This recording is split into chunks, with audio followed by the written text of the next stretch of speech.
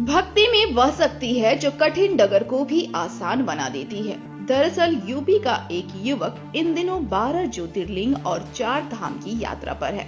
UP के अलीगढ़ के पिशावा गांव का रहने वाला गुड्डू जाट बीते दिनों बाबा बैद्यनाथ धाम के बाद बाबा बासुकीनाथ धाम की पैदल यात्रा करते हुए अब जगन्नाथपुरी की ओर निकल चुके हैं।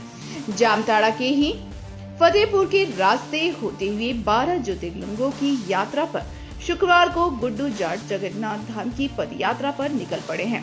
ऐसे में कहा जा सकता है कि जो पैदल ही 12 ज्योतिर्लिंग और 4 धामों की यात्रा बेहद ही दुर्गम, बेहद ही कठिन है, लेकिन गुड्डू की भक्ति की शक्ति ने गुड्डू की इस राह को आसान बना रखा है।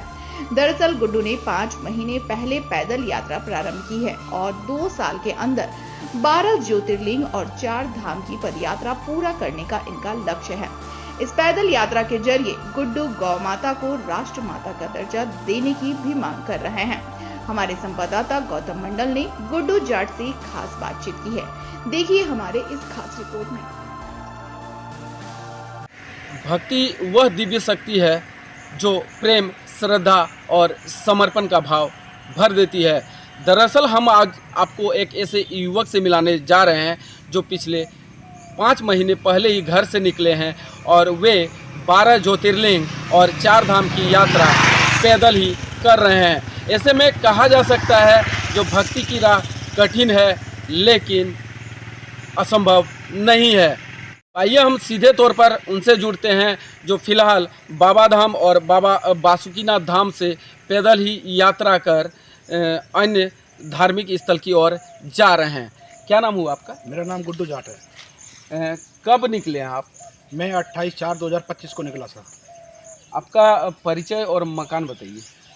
मेरा नाम गुड्डू जाट है। गांव सुजावलगढ़, पोस्ट पेशावा, जिला अलीगढ़, उत्तर प्रदेश का मूल निवासी हूँ।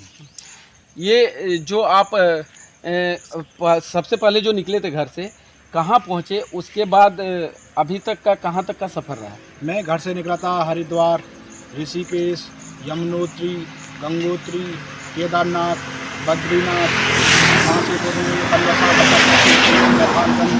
नेपालगंज से फिर नेपाल में जाके हमने पशुपतिनाथ जी के दर्शन किए थे। पशुपतिनाथ जी के दर्शन करने के बाद में फिर हम रक्सौल बॉर्डर से गाजीपुर होते हुए काशी विश्वनाथ पहुँच गया। काशी विश्वनाथ पहुँचने के बाद में बाबा धाम और फिर ये हैं वासुकीनाथ जी से अपने नेपाल बंगाल बॉर्डर पर। तो ये जामताड़ा जिला पड़ता है हम लोग का, झारखंड। इसके बाद जो ज्योतिर्लिंग है वहाँ कहाँ तक पहुँची है? अब मेरा अगला लक्ष्य है जगन्नाथपुरी के लिए। जगन्नाथपुरी से सेलम के लिए निकल जाएंगे।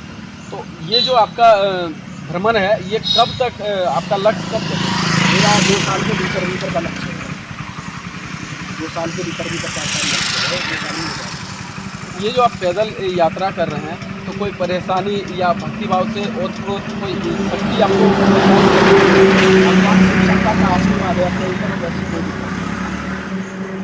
और गाय माता को राष्ट्र माता का दर्जा मिलना चाहिए, इसीलिए अपनी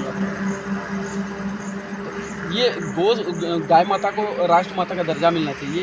ये आपका कब से ये मन में आया और इसके लिए इससे भी पहले आपने क्या क्या रणनीति बनाई है? मेरा तो पहले से ही मन में था, बचपन से ही, शुरू से ही हमारा भक्ति काम और क्या भगवान जब आशीर्वाद करते हैं तो एक साथ में जो काम होना होता है वो एक साथ में हो जाता है। तो ये थे गुड्डू जाट जी जो 12 ज्योतिर्लिंग की यात्रा पर निकले हैं। कहना है जो गौ माता को राष्ट्र माता का दर्जा मिले, इसीलिए ये यात्रा कर रहे हैं। स्टार सिटी न्यूज़ के लिए जामताड़ा से गौतम मंडल।